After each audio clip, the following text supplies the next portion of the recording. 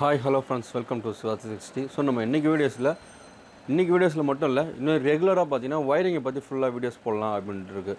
So எப்பயுமே ஒரு கைத்தொழில் வந்து நமக்கு என்றைக்குமே கைவிடாது. ஸோ இந்த லாக்டவுன் சமயத்துலையும் சரி, பல பேருக்கு வந்து கைத்தொழில் தான் வந்து ரொம்ப ரொம்ப முக்கியத்துவமாக இருந்திருக்கும். சின்ன சின்ன வேலைகள் கூட சரி, ஒரு ஃப்ளம்பிங்கு இல்லை ஒரு ஒயரிங்கு, ஸோ இந்த மாதிரி சின்ன சின்ன வேலைகள் நம்ம கைத்தொழில்கள் வந்து முக்கியமாக பல பேருக்கு வந்து கை கொடுத்துருக்குன்னு சொல்லலாம். ஸோ நமக்கு வருமானம் இல்லாத சமயத்துலேயும் ஒரு டெஸ்டர் இருந்தால் போதும், நம்மளால் ஒரு வருமானத்தை ஈட்ட முடியும். ஸோ வெறும் கையாக மட்டும் இருந்தால் போதும், நீங்கள் போய்ட்டு அழகாக நீங்கள் ஒரு ஃப்ளம்பிங் வேலை செஞ்சுட்டு நீங்கள் அதில் காசு சம்பாதிக்க முடியும். ஸோ இந்த மாதிரி ஒரு கைத்தொழில்ன்றது வந்து ரொம்ப ரொம்ப முக்கியமான விஷயம்.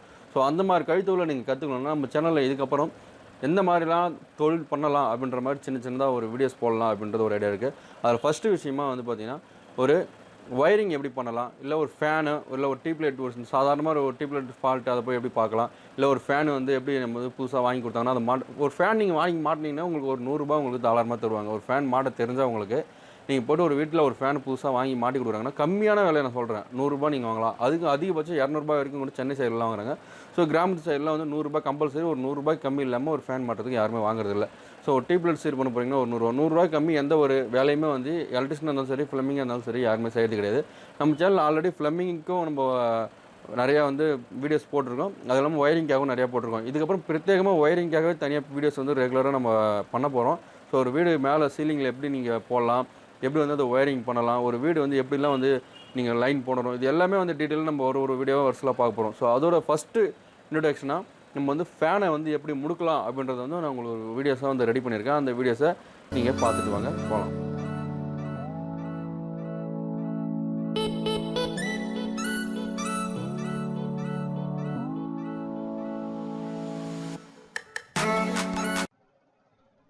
நீங்கள் ஃபேன் வாங்குறீங்க அப்படின்னா உங்களுக்கு 1/2 அடி ராடு தான் கொடுப்பாங்க. உங்களுக்கு வேணுன்ற பட்சத்தில் உங்களுக்கு சீலிங் 10 அடி இருக்குது அப்படின்னா நீங்கள் ஒரு 2 அடி ராடை வாங்கி நீங்கள் யூஸ் பண்ணலாம்.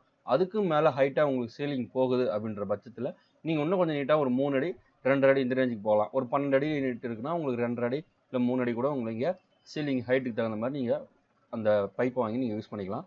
ஸோ இது இல்லாமல் பார்த்தீங்கன்னா ஒயர் வந்து சில்க் ஒயர்னு சொல்லுவாங்க, அப்படின்னா 2 கோர் ஒயர்னு சொல்லுவாங்க. இப்போ நம்ம நார்மலாக சொல்கிறது எல்லாமே வெளியே சில்க் ஒயர் அப்படின்னு சொல்கிறாங்க. இல்லை 2 கோர் ஒயர்னா 2 ஒயர் இருக்கும். ஸோ அந்த மாதிரி ஒயர் வாங்கி நீங்கள் யூஸ் பண்ணலாம். அப்படியே 1 ஸ்கொயர் mm 2 வாங்கி அது ரெண்டுத்தையும் ஒன்றா முடுக்கி நீங்கள் அதை வந்து யூஸ் பண்ணிக்கலாம்.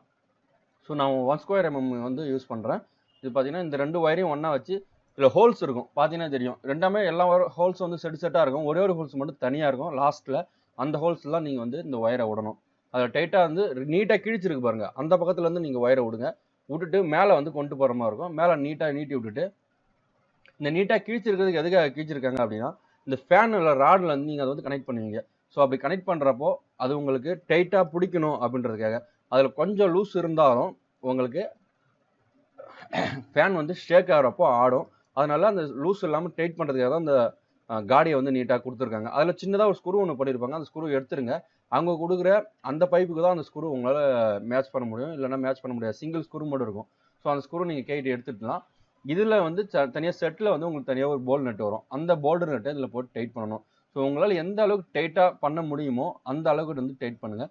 இதில் வந்து செக் நெட்டுன்னு ஒன்று கொடுத்துருப்பாங்க. ஃபஸ்ட்டு ஒரு நெட்டு போடணும், அதை நல்லா ஃபுல்லாக டைட் பண்ணுங்கள். உங்கள்கிட்ட ஸ்பேனர் இருந்தால் ஸ்பேனர் வச்சு டைட் பண்ணுங்கள், இல்லை கட்டிங் பிளேட் டைட் பண்ணுங்கள். அது ஷேக் ஆகக்கூடாது. ஃபேனும் இந்த ராடும் ஷேக் ஆகாத அளவுக்கு ஃபுல்லாக டைட் பண்ணிவிட்டு அதுக்கப்புறமா செக் நெட்டு அதுக்கு மேலே வச்சு டைட் பண்ணிங்கன்னா உங்களுக்கு அந்த போல்டு நெட்டு திரும்ப அந்த அதிர்வில் வந்து கேட்டிட்டு வராமல் இருக்கிறதுக்காக தான் வந்து உங்களுக்கு செக் நெட்டும் சேர்த்து கொடுக்குறாங்க. ஸோ இதுக்கப்புறமும் கேண்டின்னு வராமல் இருக்கணும் அப்படின்றதுனால இதுக்கு ஒரு காற்று பென் கொடுத்துருப்பாங்க. அந்த காற்று பென் உங்களுக்கு இருந்தால் ஓகே. அப்படி சில இடத்துல இல்லாமல் இருக்கும். பழைய ஃபேனை நீங்கள் மாற்றுறீங்க அப்படின்னா உங்களுக்கு காற்று பென் வந்து தொலைஞ்சிரும். ஸோ அந்த மாதிரி ஏரியாவில் நீங்கள் ஊக்க போட்டு டைட் பண்ணி விட்டுலாம், இல்லை ஒரு சின்ன கம்பியை போட்டு சுற்றி விட்டுடலாம்.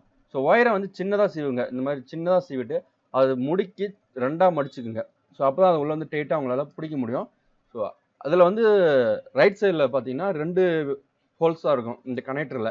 ஸோ லெஃப்ட் சைடில் பார்த்தீங்கன்னா 3 கனெக்டர் இருக்கும். அது எதுக்காகன்னு சொன்னீங்கன்னா, கெப்பாசிட்டர் இருக்கு இல்லையா, அந்த கெப்பாசிட்டர்லேருந்து கனெக்ட் பண்ணியிருப்பாங்க. 2.5 mm அந்த கெப்பாசிட்டர் இருக்கும். அதனால தான் வந்து இந்த ஃபேன் வந்து ஸ்பீடாக ஓடுறதுக்கான காரணம். அது வந்து ஒரு ஃபேஸாக வந்து கனெக்ட் பண்ணி உங்களுக்கு கொடுக்கும். அது வந்து இப்போ இந்த மோட்டரை பொறுத்துக்கும் பார்த்தீங்கன்னா டபுள் ஃபேஸில் ஓடுற மாதிரி கணக்கு. ஸோ ஒரு ஃபேஸ் வந்து நார்மலாக வீட்டில் வந்து கொடுத்துரும். இன்னும் கொஞ்சம் டிலே பண்ணி கொடுக்கறதுனால அது இன்னொரு ஃபேஸாக வந்து ஆல்டர்னேட் பண்ணி உங்களுக்கு ஒர்க் பண்ணுறதுனால தான் உங்களுக்கு ஃபேன் உங்களுக்கு வந்து சுற்றுது. ஸோ அதுக்குன்னு தனியாக ஒரு வீடியோஸ் நான் உங்களுக்கு மேக் பண்ணி போடுறேன். ஸோ இந்த கவரை போனோன்னா நீங்கள் நீட்டாக ஒயரை மேலே விட்டுருக்கணும். அது மாதிரி விட்டுட்டு அதுக்கப்புறமா வந்து நீங்கள் ஒயரை உள்ளே விட்டு நீங்கள் எடுத்துக்கலாம். அதுவும் பார்த்தீங்கன்னா அதே மாதிரி சிங்கிள் ஹோல்ஸ் தான் இருக்கும் மேலேயும். அந்த ஹோல்ஸில் நீங்கள் அதை விட்டு 2 ஒயரை வந்து கனெக்ட் பண்ணி இழுத்துக்கலாம். எப்பவுமே நீங்கள் ஒயர் விடுறீங்க அப்படின்ற பட்சத்தில் கீழே கொஞ்சம் கம்மியாக விடுங்க, மேலே கொஞ்சம் நீட்டாக விடுங்க. கீழே நீங்கள் கனெக்டரில் கனெக்ட் பண்ண போகிறீங்க அப்படின்றதுனால ஒயர் நீங்கள் சின்னதாக விட்டாலே போதும். மேலே கொஞ்சம் நீட்டாக விடணும்னா நீங்கள் இதை சீலிங்கில் கனெக்ட் பண்ண போகிறீங்க. ஸோ சீலிங்கில் எப்படி இருக்கும் ஒயருன்னு தெரியாது, நீங்கள் அப்பப்போ கட் பண்ணுற மாதிரி இருக்கும். அதனால கொஞ்சம் நீட்டாக விடுறதுல தப்பு கிடையாது. மேலே நீங்கள் சுற்றி வைக்கிறதுக்கான இடமும் இருக்கும். ஆனால் கீழே வந்து பார்த்தீங்கன்னா ஃபேனில் உரசக்கூடாது. கீழே ஃபேனில் உரசிக்கிட்டே இருந்ததுன்னா உங்களுக்கு காயமாயிட்டு திரும்ப ஷாக் அடிக்க ஆரம்பிச்சிடும். அதனால ஒயரை வந்து சுகுராகவே கீழே விடுங்க, அதுதான் வந்து பெட்ரு. ஸோ ரெக்கையை முடுக்கிறது ரொம்ப ரொம்ப முக்கியமான விஷயம். இதில் என்ன முக்கியமான விஷயம் அப்படின்னு கேட்காதீங்க.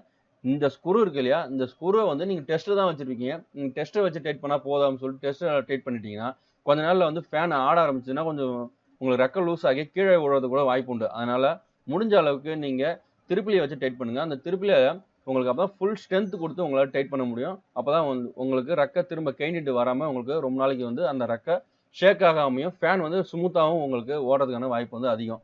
ஸோ அதே மாதிரி பார்த்தீங்கன்னா இந்த கனெக்டர் இருக்கு இல்லையா, மேலே கனெக்ட் பண்ணக்கூடிய இந்த கனெக்டரில் மேலே ஒரு ரப்பர் புஷ் இருக்கும், பார்த்தீங்கன்னா தெரியும்.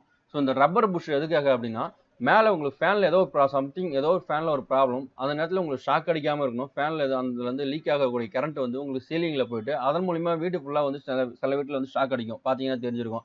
ஸோ மழை நாளில் வந்து தொட்டிங்கன்னா வீட்டில் ஷாக் அடிக்கும். அது என்ன காரணம்னா அந்த ரப்பர் புஷ் இல்லை, அதுதான் காரணம். ஸோ இந்த ரப்பர் புஷ் கம்பல்சரி நீங்கள் போட்டே ஆகணும். கம்பல்சரி போடலைன்னா உங்களுக்கு கண்டிப்பாக வீடு ஃபுல்லாக அங்கங்கே ஷாக் அடிக்கிறதுனா வாய்ப்பு வந்து அதிகம். சரிங்க, அதே மாதிரி நீங்கள் ஒத்த கையில் தாங்கி பிடிச்சிக்கிங்க ஃபேனை. பிடிச்சிட்டு அந்த ஸ்க்ரூவை நீங்கள் மேலேருந்து உள்ளே தள்ளினீங்கன்னா ஆட்டோமேட்டிக்காக உள்ளே போயிடும். அதுக்கப்புறம் நீங்கள் ஃபேனை ஃப்ரீயாக விட்டுட்டு நீங்கள் நெட்டை போட்டு டைட் பண்ணலாம். ஸோ ஸ்பேனரை வச்சு நல்லா ஃபுல் டைட், நல்லா உங்களுக்கு எந்த அளவுக்கு டைட் பண்ண முடியுமோ அந்த அளவுக்கு டைட் பண்ணுங்கள். அதில் பார்த்தீங்கன்னா ஒரு வாஷர் ஒன்று கொடுத்துருப்பாங்க. ஸோ அதான் ஸ்ப்ரிங் வாஷர்னு சொல்லுவாங்க. அந்த ஸ்ப்ரிங் வாஷர் போடுறப்போ உங்களுக்கு லைட்டாக லூஸ் ஆனால் கூட உங்களுக்கு தாக்கு பிடிக்கிறதுக்காக அந்த ஸ்ப்ரிங் வாஷர் கொடுக்குறாங்க. அதை போட்டு அப்புறமா வந்து ஸ்பேனர் வச்சு டைட் பண்ணிவிடுங்க.